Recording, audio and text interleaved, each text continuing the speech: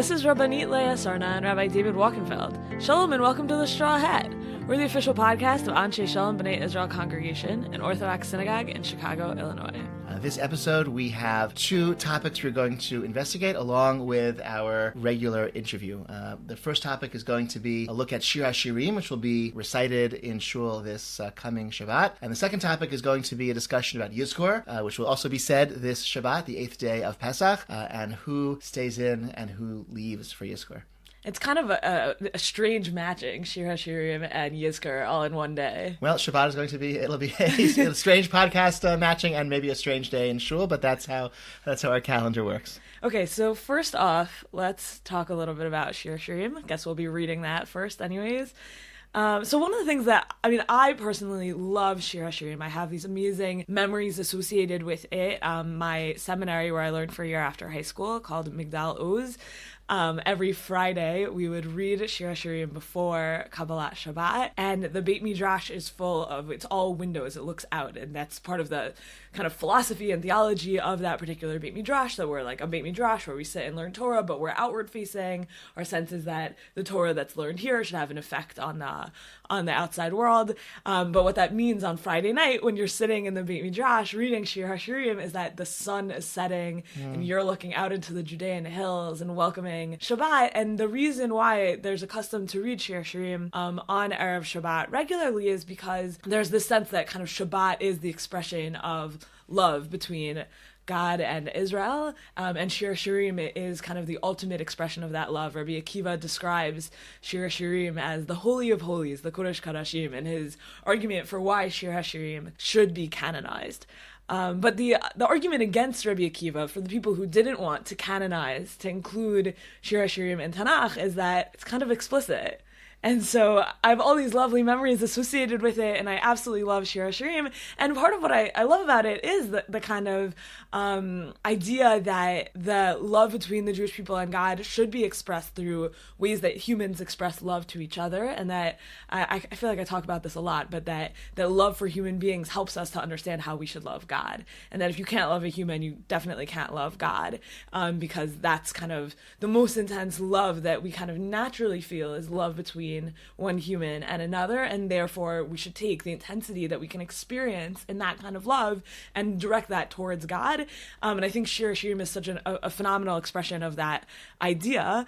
But on the other hand, it's very explicit. And so in our shul, many people bring their children to shul, and there's kind of an interesting question of what should we tell our children about this? And then also, meaning our shul uses the stone chumash, the art scroll stone chumash, and the translation of Shir HaShirim in that chumash is not a literal translation. No, it is not. We use the art scroll stone chumash as one of 3 or 4 different options, and I would suspect that even those who prefer the art scroll chumash, it's a fine chumash in many ways, they don't select it because of its translation, not of Shir HaShirim or of anything else for that matter. But the art scroll, they say very clearly, explicitly, if you will, that their method of explaining, explicating Shir HaShirim, both in the Siddur, where it's printed before Kabbalat Shabbat, and in the Chumash and the Tanakh, I guess, as well, is based on Rashi, which is based on the Midrash, which sees all of Shir HaShirim as an extended allegory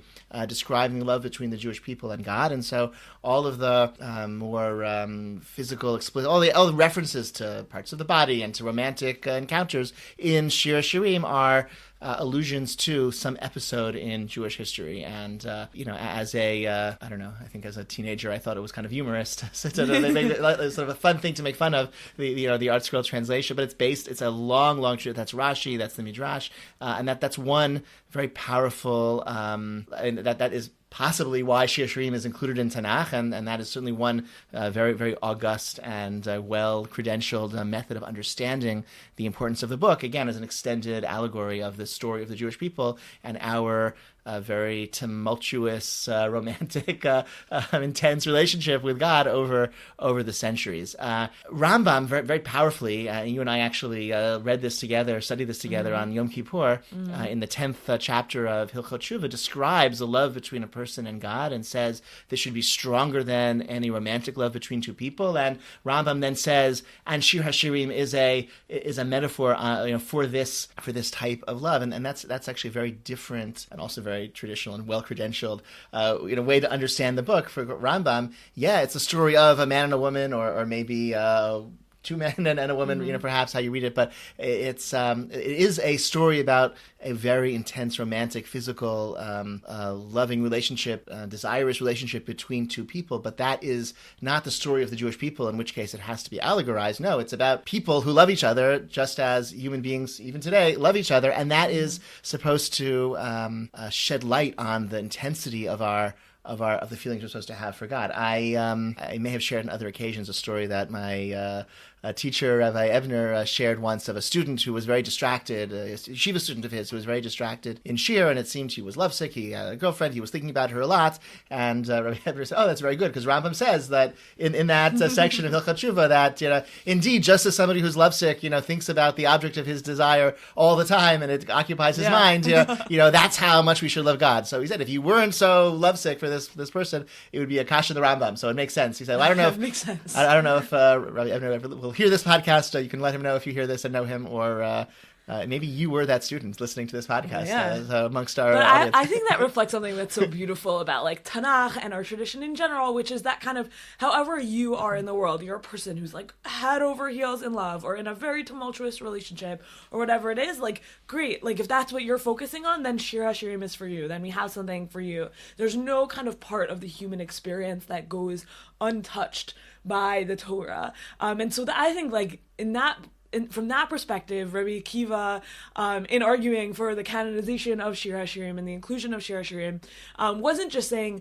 yes, this is like a very intense way for humans to understand what their relationship with God should be like, but also in saying like, yes, we should have sex in the Tanakh, and there should be kind of open and public discussion of this, because there's no part of our lives and there's no part of the human experience that's like bad or disgusting or can't be talked about, or that should feel shameful. Like, it's so not shameful that we're gonna read about it in beautiful trope in Shul on Shabbat morning on Pesach. Yeah, you had mentioned earlier the concern someone might have of bringing kids to Shul and what would they find if they turned the Siddur to Shul. I think that's actually just as a parenting strategy. I think that is an opportunity rather than a risk.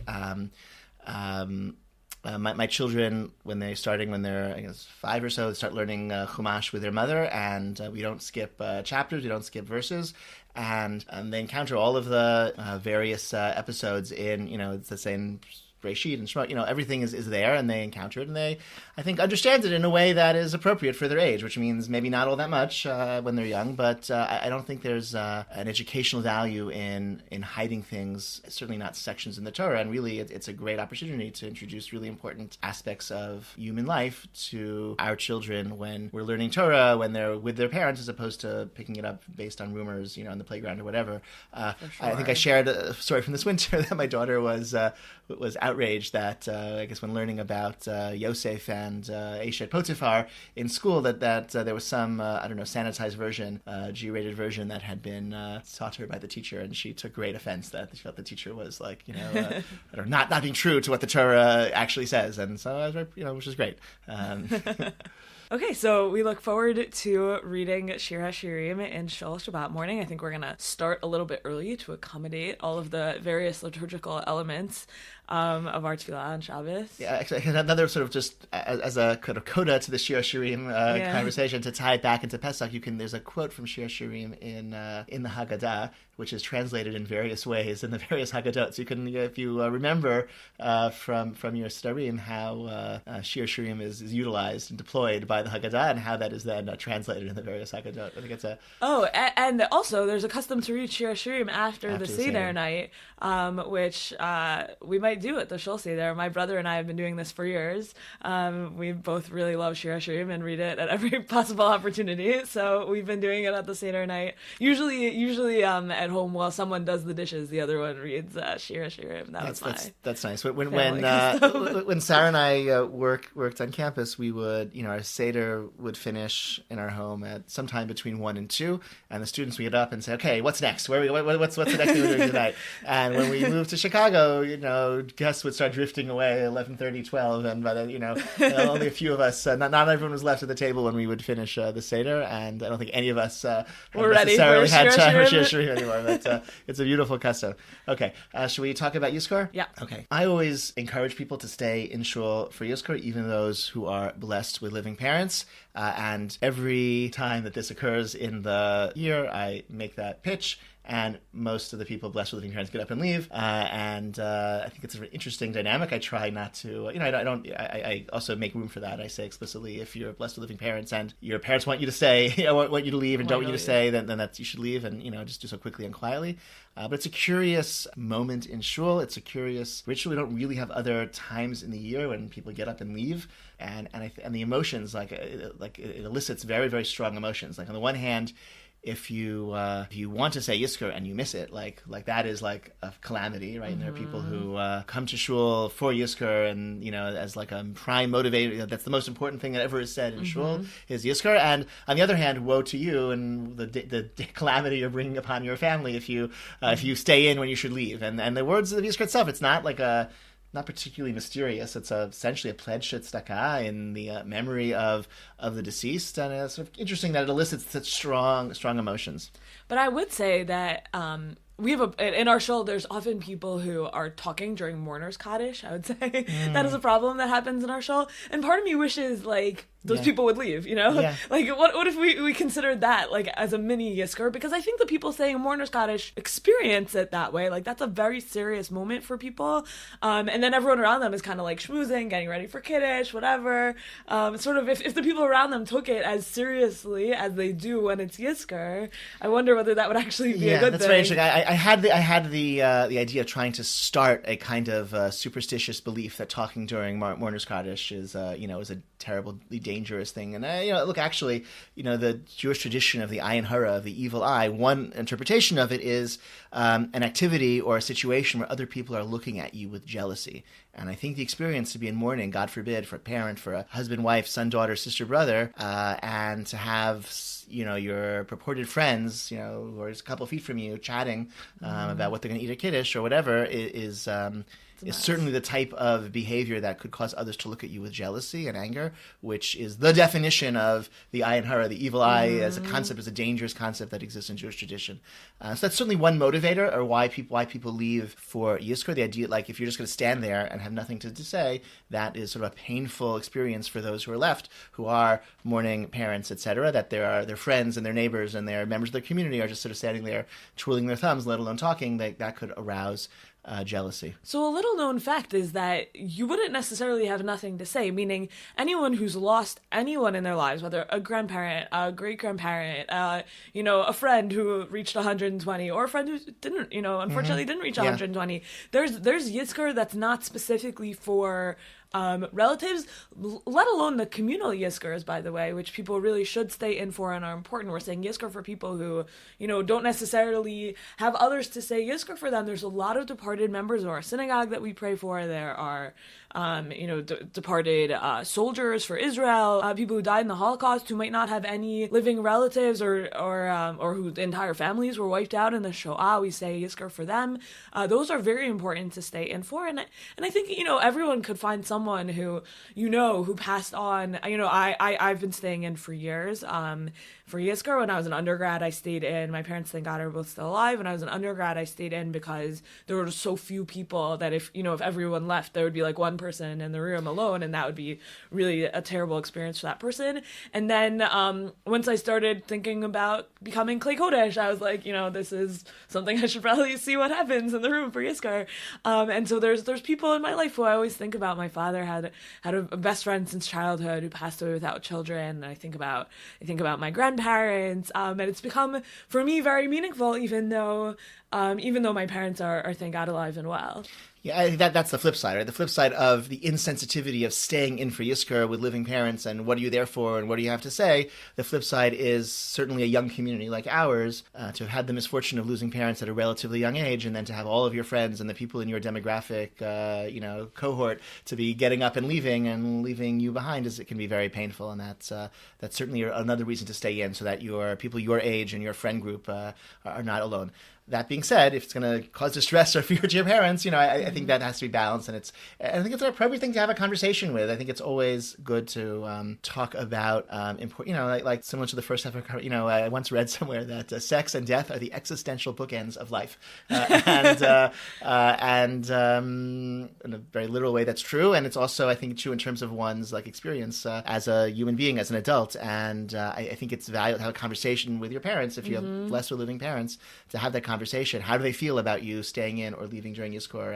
And because you should be talking to your parents about death. Exactly. And it's uncomfortable, and this could even be an opening. Do they have an advance directive? What would they, how do they want to die? You could be in a position, if you've never had that conversation, and then something, God forbid, happens to your parents, and you have to make a decision between prolonging your parents' suffering, let's say, and not. What would they want? Wouldn't it help you feel more comfortable in that moment? Obviously, halacha has something to say about that, but even within halacha, there's a range of options.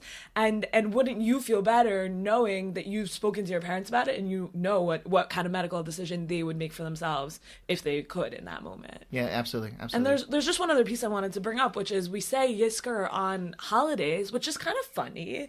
You would think that kind of a holiday where there's an obligation to be happy, you might think that Yizkor would not be an appropriate thing. Save Yizkor for other days when it's okay to be sad. Right. And it might even be the Sephardi halachic tradition, in fact. Yeah. Says such things. For example. But I do think that Yizkor provides a place for that sadness, meaning people who have experienced these kinds of losses, the hardest days are holidays. Events where, there's never been for me a Pesach without this member of my family, and this year I miss them more than ever.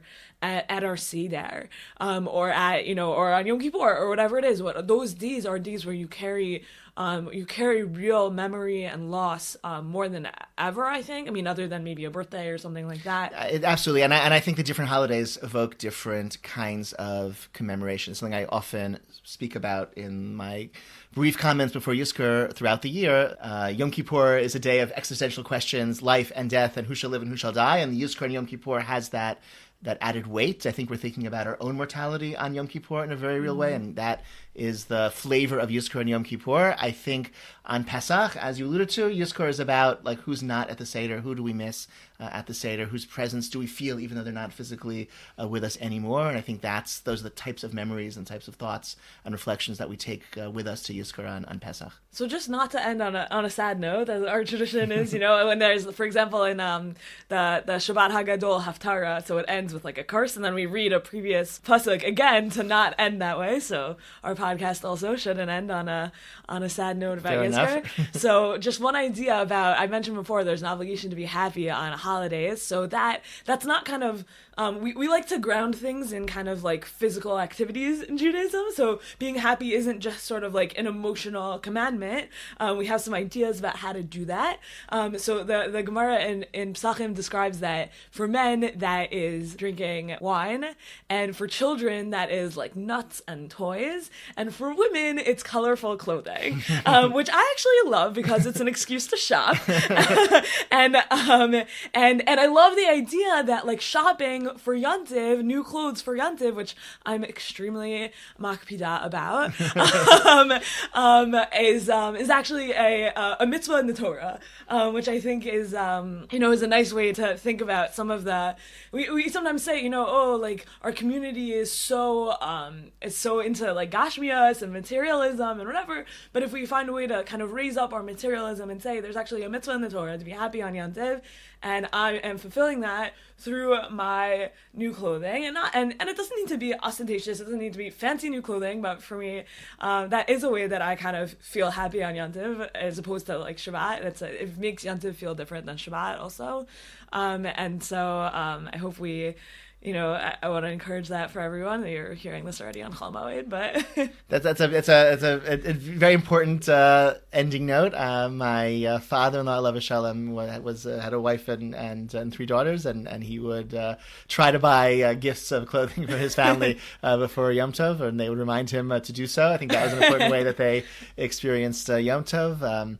We try to buy our children books before Yom Tov, so that also, again, it's a simcha of Yom Tov. It also gives us something to do on some longer Yom Tov afternoons or at the night, and obviously the good food is also a part of our Yom Tov traditions and part of how we feel joy. To end on a happy but also serious way, Rambam, writing about this obligation of simcha and Yom Tov, talking about giving gifts to one's family and making sure there's joy and good food and wine, etc., also reminds us that this simcha of Yom Tov it isn't just the rejoicing of one's belly in his very memorable words. It's also a simcha shel mitzvah. It's a mitzvah type of joy, which means that it has to include those who would otherwise not feel joy, and that means we have to make sure that we are very generous with tzedakah leading up to Yom Tov. It means we go the extra level in opening our home to guests who might not have a place or do have a place, but will have more joy if they eat with us on Yom Tov, and that's a way that our simcha is a mitzvah simcha, and not just a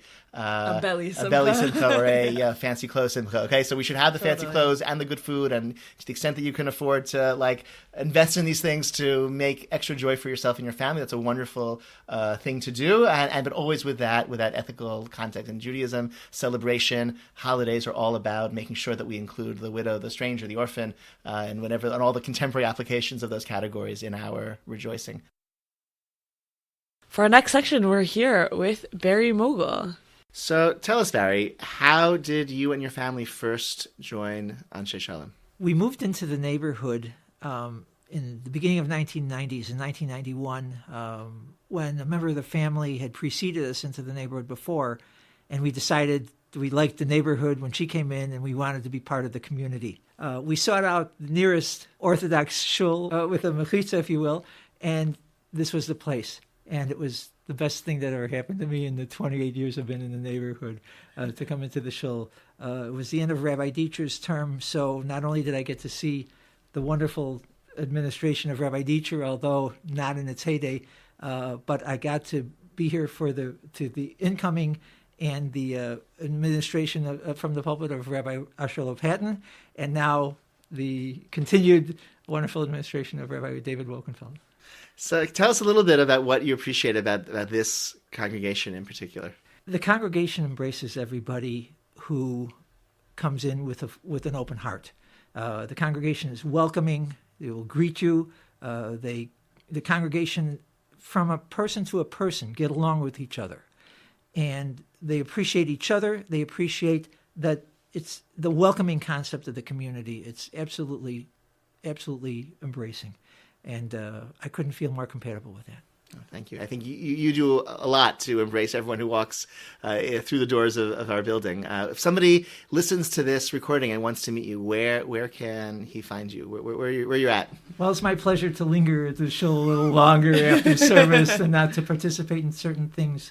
For example, I consider as my constituency the yahrzeit plaques, those people whose neshamot represent what is represented by the yahrzeit plaques and the candles. It's become my honor to participate in something like that and doing things around the shul that might be helpful, putting books away or whatnot, because it's my contribution back to the shul in a more tangible form than dues or participations. And funds are absolutely needed all the time.